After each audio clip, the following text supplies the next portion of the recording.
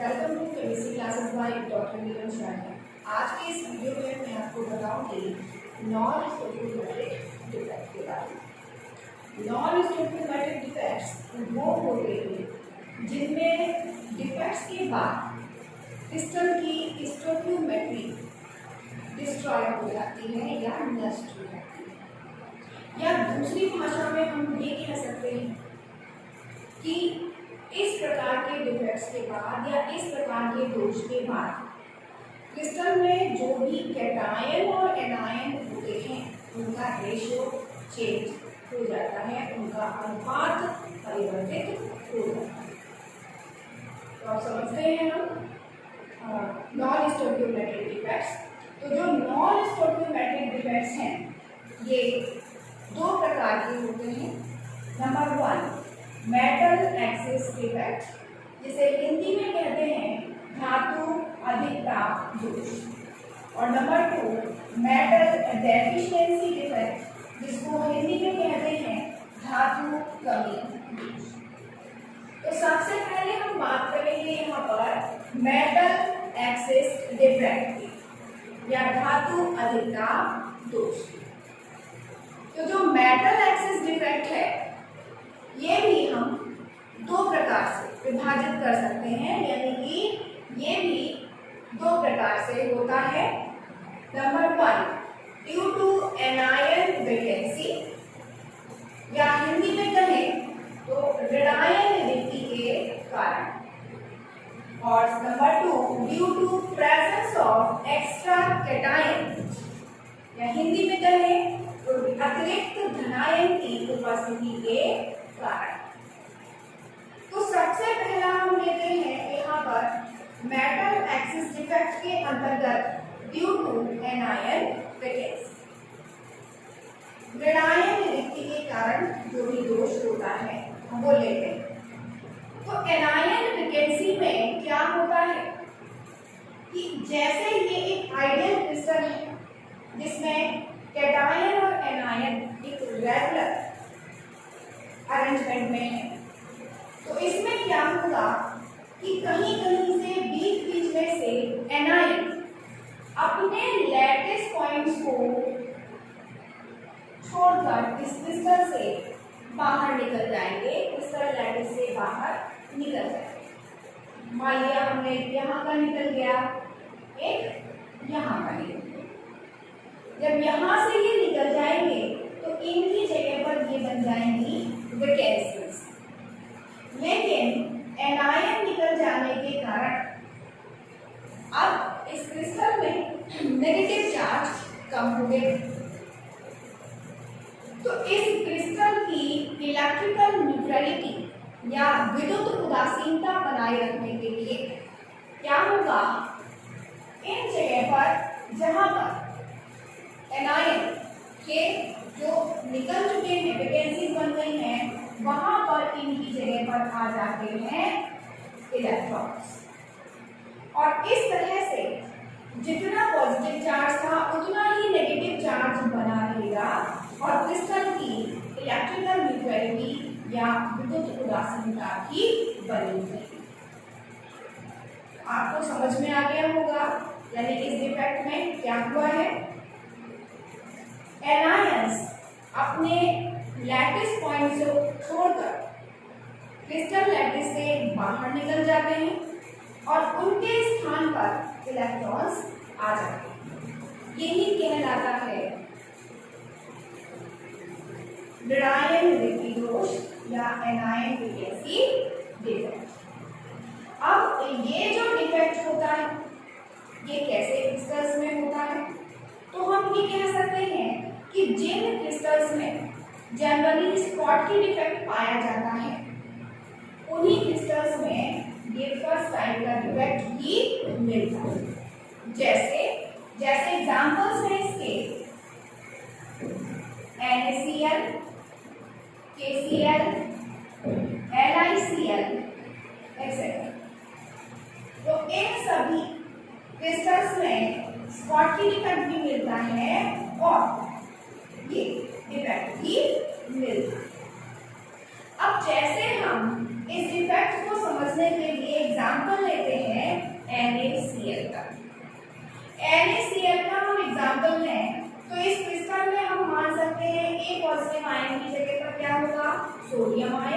और बी के जगह पर होगा Cl। कैसे?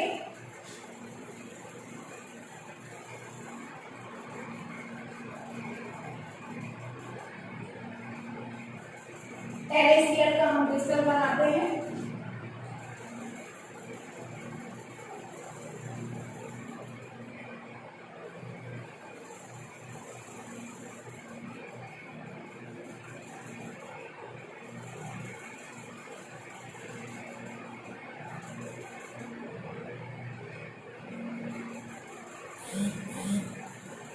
ये हमने माना सोडियम क्लोराइड का आइडियल क्रिस्टल है।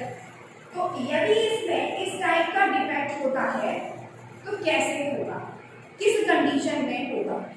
तो समझिएगा कि जब हम NaCl को सोडियम वेपर्स के साथ हीट करते हैं, यानी कि NaCl को सोडियम की वाष्प के साथ गर्म करते हैं, तो क्या होगा? कुछ सोडियम एटम्स इसकी सरफेस पर एब्जॉर्ब हो जाते हैं, यानी कि कुछ जो सोडियम है, अब ये तो मैंने क्रिस्टल का एक पार्ट लिया है, समझने के लिए हम इस तरह से कह सकते हैं कि इसकी सरफेस पर सोडियम एटम अधिशोषित हो जाते हैं। तो क्या होगा कि जो क्लोराइड आयन, जितने सोडियम अधिशोषित हुए हैं उतने ही क्लोराइड आयन इस क्रिस्टल से बाहर निकलेंगे। क्रिस्टल से मान लिया ये क्लोराइड आयन बाहर निकल के आ गया और वो इसके साथ बनाएगा NaCl। लेकिन इस तरह से NaCl नहीं बनाता। सोडियम क्या करेगा? सोडियम एक इलेक्ट्रॉन निकालता है और बनाता है सोडियम आयन। जो ये इलेक्ट्रॉन निकला है ये उस वैकेंसी में आ जाएगा जहां से क्लोराइड आयन निकला है। और अब इस कंडीशन में जो सोडियम एटम एब्जॉर्ब हुआ था वो सोडियम आयन में चेंज हो चुका है और यहाँ से जो क्लोराइड आयन आया था वो इसके साथ यहाँ बना लेता है NaCl। तो इस तरह से यहाँ पर हो जाता है ये फर्स्ट टाइप का defect due to anion vacancy.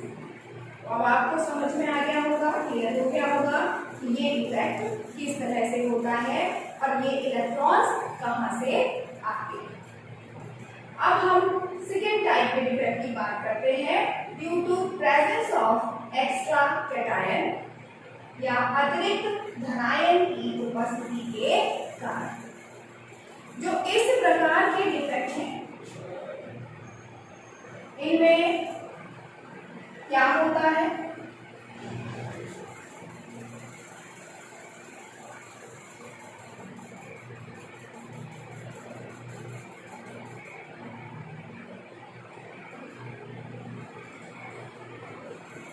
समझिएगा, जो सेकेंड टाइप का डिफेक्ट है ये ऐसे क्रिस्टल्स में होता है जिनमें फ्रैंकल डिफेक्ट होता है जनरल। और फ्रैंकल डिफेक्ट्स किसमें होता है? जनरली होता है AgCl, AgBr, AgI, zinc oxide, इन सभी में फ्रैंकल डिफेक्ट होता है और साथ में ये डिफेक्ट भी होता है, सेकेंड टाइप का defect due to presence of extra cation. अब हम क्या करते हैं, इस डिफेक्ट को समझने के लिए ये मान लेते हैं कि माना ये क्रिस्टल जिंक ऑक्साइड का है, जिंक ऑक्साइड का क्रिस्टल है, तो यहाँ क्या होगा?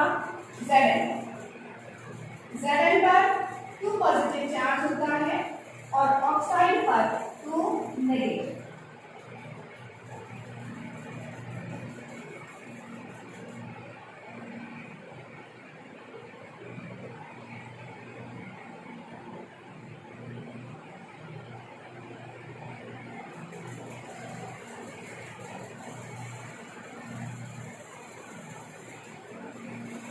ये हमने माना कि जिंक ऑक्साइड का एक आइडियल क्रिस्टल है, और जब इसमें ये सेकेंड टाइप का डिफेक्ट होगा तो क्या होगा कि कुछ जिंक आयन या हम कहेंगे कुछ कैटायंस इनके इंटरस्टिशियल स्पेसेस में आ जाते हैं। जैसे जिंक आयन यहाँ पर आते हैं, और जब ये एक्स्ट्रा कैटायंस इनके इंटरस्टिशियल स्पेसेस या अंतरावकाश में आ जाते हैं तो इस क्रिस्टल में पॉजिटिव चार्ज बढ़ जाता है। इस पॉजिटिव चार्ज को बैलेंस करने के लिए या कहें कि इस क्रिस्टल की इलेक्ट्रिकल न्यूट्रलिटी विद्युत उदासीनता को बनाए रखने के लिए जितना पॉजिटिव चार्ज इसमें बढ़ा है उतने ही इलेक्ट्रॉन्स आ जाते हैं। अब यहाँ +2 चार्ज बढ़ा है तो इसमें कहीं ना कहीं 2 इलेक्ट्रॉन्स एंटर कर जाएंगे। तो इस तरह से हम कह सकते हैं कि सेकेंड टाइप के डिफेक्ट में एक्स्ट्रा कैटायंस इंटरस्टिशियल स्पेस या अंतरावकाशों में आ जाते हैं, और चार्ज को बैलेंस करने के लिए या क्रिस्टल की इलेक्ट्रिकल न्यूट्रलिटी बनाए रखने के लिए जितना पॉजिटिव चार्ज बढ़ा है उतने ही इलेक्ट्रॉन्स भी अन्य इंटरस्टिशियल स्पेसेस या अंतरावकाश में एंटर कर जाते हैं, प्रवेश कर जाते हैं, जिससे क्रिस्टल की इलेक्ट्रिकल न्यूट्रलिटी बनी रहती है। लेकिन यहाँ हमने क्या देखा कि अब जिंक आयंस की संख्या बढ़ गई, चार्ज जरूर इक्वल हो गया लेकिन कैटायंस की संख्या बढ़ गई, या इनडायरेक्ट वे में हम देख रहे हैं कि मेटल की अधिकता, धातु की अधिकता हो गई। इसीलिए ये दोष कहलाता है धातु अधिकता दोष या मेटल एक्सेस डिफेक्ट। तो अब आपको ये डिफेक्ट भी क्लियर हो गया। अब जो हमने ये 2 डिफेक्ट्स पढ़े हैं, एनायन वेकेंसी या प्रेजेंस ऑफ एक्स्ट्रा कैटायन, तो इन डिफेक्ट्स के कारण एक क्रिस्टल में क्या चेंजेस आते हैं या उसके क्या प्रभाव पड़ते हैं। तो समझिएगा कि जो फर्स्ट डिफेक्ट था NaCl वाला, तो NaCl वाले डिफेक्ट में जो वैकेंसीज बनी थी, यानी कि जैसे हमने ये किया यहाँ पर एग्जाम्पल,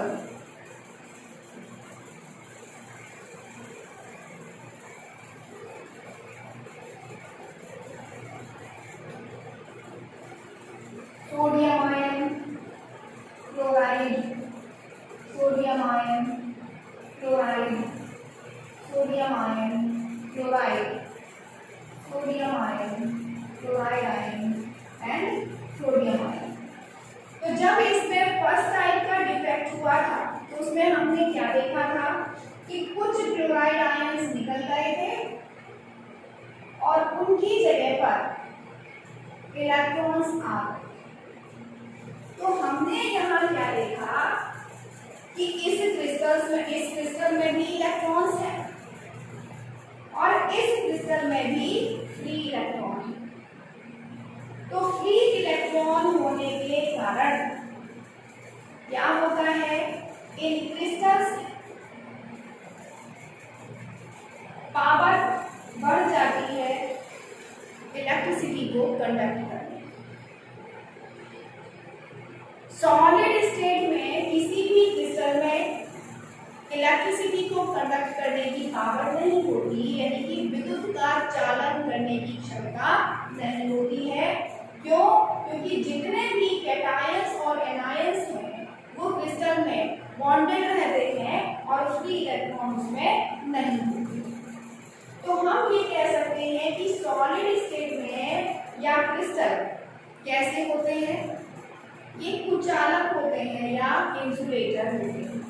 लेकिन जब इनमें इस टाइप के डिफेक्ट हो जाते हैं तो हमने क्या देखा कि इनमें फ्री कैटायंस भी हैं और साथ में फ्री इलेक्ट्रॉन्स भी। और और जबकि इस नीचे वाले क्रिस्टल में इसमें फर्स्ट टाइप का डिफेक्ट हुआ है, उसमें क्या बनी, वैकेंसी बन गई। वैकेंसी बनने के कारण अब कैटायन का मूवमेंट हो जाता है। तो इस तरह से इन दोनों ही क्रिस्टल्स में क्या प्रोड्यूस हो जाता है, यानी हम कहेंगे कि इलेक्ट्रिसिटी को कंडक्ट करने की पावर आ जाती है, यानी ये इलेक्ट्रिकली कंडक्टर हो जाते हैं सॉलिड स्टेट में।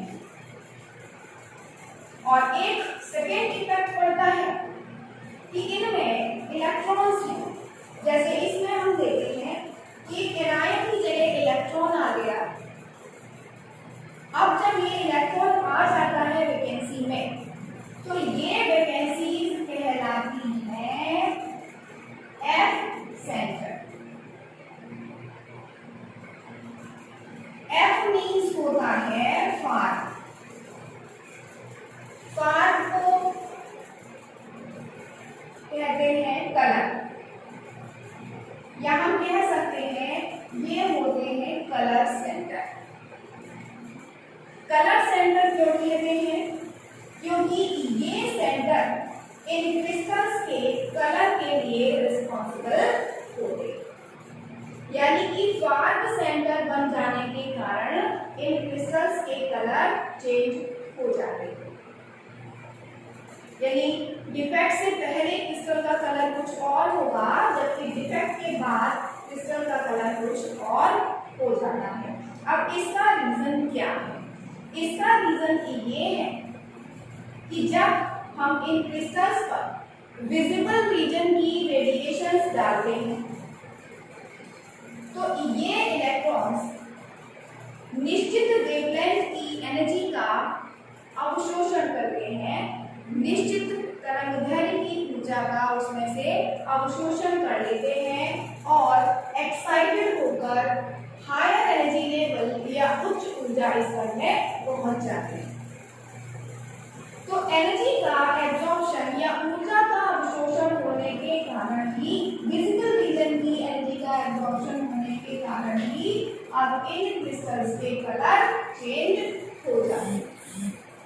इसीलिए ये सेंटर कहलाते हैं एफ सेंटर्स या फार सेंटर, क्योंकि इनमें फ्री इलेक्ट्रॉन होने की, इनमें जो इलेक्ट्रॉन है इन्हीं के कारण इन क्रिस्टल्स के कलर चेंज होते हैं।